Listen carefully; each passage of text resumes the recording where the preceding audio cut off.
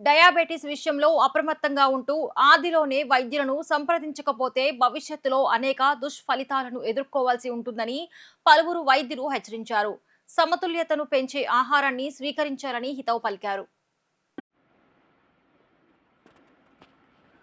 Diabetes కారణంగా తలెత్తే అనేక రుగ్మతలు, వాటి నివారణ తదితర అంశాలపై చర్చించేందుకు Andhra Pradesh diabetes federation, Indian medical association సంయుక్త ఆధ్వర్యంలో లబ్బిపేటలోని ఓ హోటల్లో జాతీయ స్థాయిలో నిర్వహించిన ఏపీడీఎఫ్ కాన్ 34వ సదస్సు విజయవంతంగా జరిగింది. APDF con president and organizing secretary doctor Yelamanchi Sadasiva Rao ఆధ్వర్యంలో నిర్వహించిన సదస్సుకు 500 మంది ప్రముఖ వైద్యులు తరలివచ్చారు. 20 మంది జాతీయ వక్తలు పాల్గొని ప్రసంగించారు. కార్యక్రమానికి ముఖ్య అతిథిగా విచ్చేసిన ఆంధ్రప్రదేశ్ మెడికల్ కౌన్సిల్ సభ్యులు డాక్టర్ సూర్యదేవర కేశవరావు బాబు మాట్లాడుతూ ప్రెగ్నెంట్ డయాబెటిస్, ఊబకాయం, గ్యాంగ్రీన్ సంభవించినప్పుడు కాళ్లకు పుండ్లు పడటం వంటి విషయాల్లో మరింత అప్రమత్తంగా ఉండాలని సూచించారు. ప్రస్తుతం మధుమేహ వ్యాధి నియంత్రణకు సంబంధించి ఇన్హేలర్స్ అందుబాటులోకి వచ్చాయన్నారు. ప్రస్తుతం దేశవ్యాప్తంగా 10 కోట్ల మంది మధుమేహంతో బాధపడుతున్నారని గణాంకాలు చెబుతున్నాయన్నారు.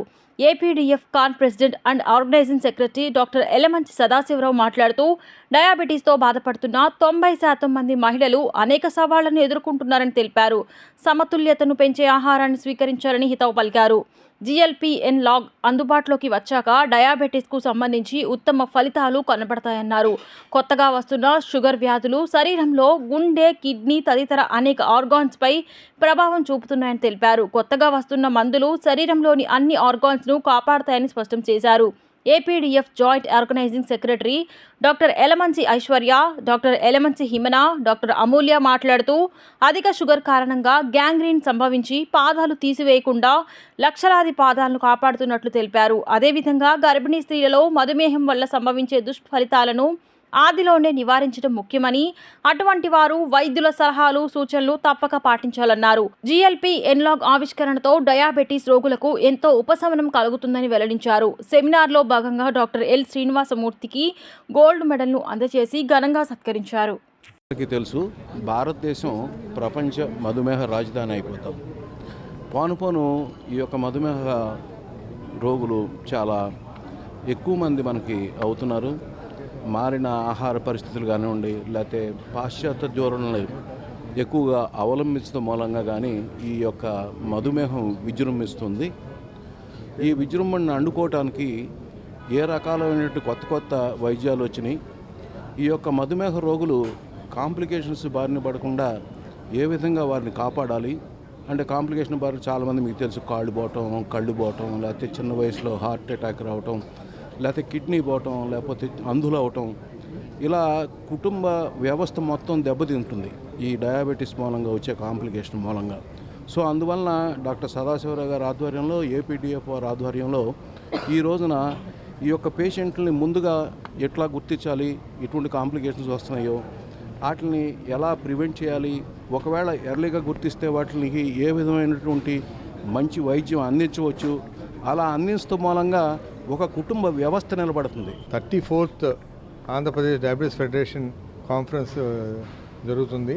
ఇక్కడికి మోర్ దెన్ 500 డెలిగేట్స్ వచ్చారు. ఇక్కడ మరి ఈ కాన్ఫరెన్స్ యొక్క వాళ్ళ చీఫ్ గెస్ట్ వచ్చేసి డాక్టర్ కేశవరావు బాబు గారు. అండ్ లేటెస్ట్గా we have been discussing about what are the types of type 2 డయాబెటీస్లో అనేక రకాలు ఉన్నాయి.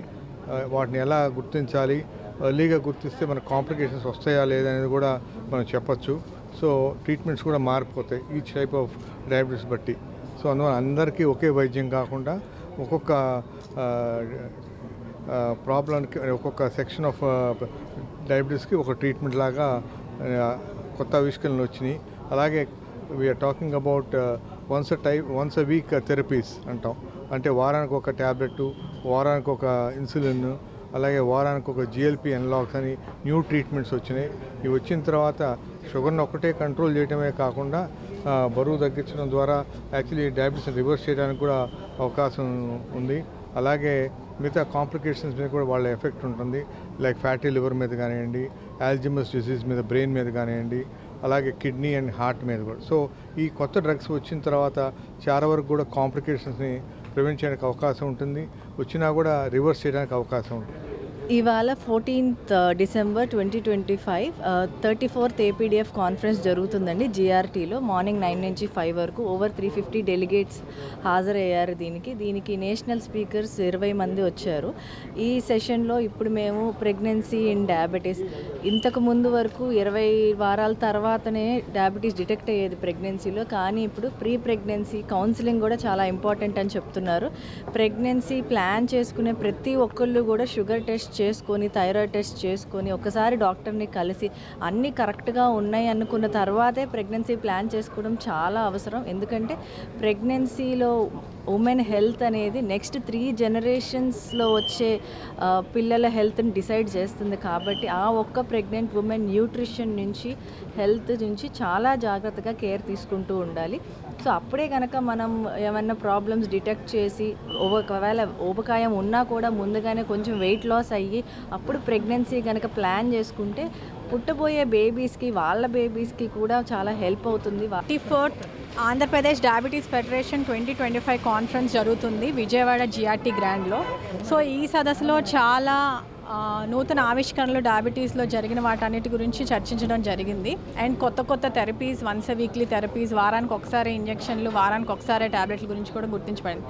సో దీంట్లో ఇంకొక ముఖ్యమైన అంశం ఏంటంటే ప్రెగ్నెన్సీ, డయాబెటీస్లో ప్రెగ్నెన్సీ. సో ఇప్పుడు ఏంటంటే మనం సాధారణంగా డయాబెటీస్ టెస్టింగ్ అనేది 24 to 36 వీక్స్లో చేస్తున్నాము. యూజువల్గా అక్కడే చూస్తున్నాం. కాబట్టి ఇప్పుడు లేటెస్ట్గా చూసింది ఏంటంటే ప్రెగ్నెంట్ అని తెలియగానే కూడా టెస్టింగ్ చేయాలి. ఎందుకంటే ఎవరైతే ముందుగా డయాబెటీస్ బారిన పడిన వాళ్ళు గుర్తించకపోవడం వల్ల ఈ ప్రెగ్నెన్సీలో డయాబెటీస్ వచ్చి 24 వీక్స్ వరకు వెయిట్ చేయాల్సిన అవసరం లేదు. ఎందుకంటే ఈ షుగర్స్ అని ఈ లోపలే శిశువు మీద వాటి ప్రభావం చూపించే అవకాశం కూడా ఉంటుంది. అండ్ శిశువు యొక్క ఆరోగ్యం అనేది తల్లి గర్భంలోనే నిర్ధారించబడుతుంది.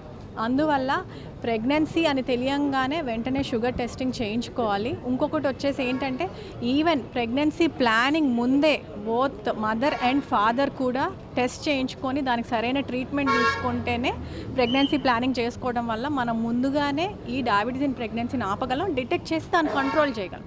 సో దానివల్ల మనం మదర్నే కాదు, పుట్టబోయే బేబీ హెల్త్ని కూడా మనం ముందుగానే ఈ వచ్చే మెటబాలిక్ ప్రాబ్లమ్స్ అన్నీ కూడా ప్రివెంట్ చేయగలుగుతాం.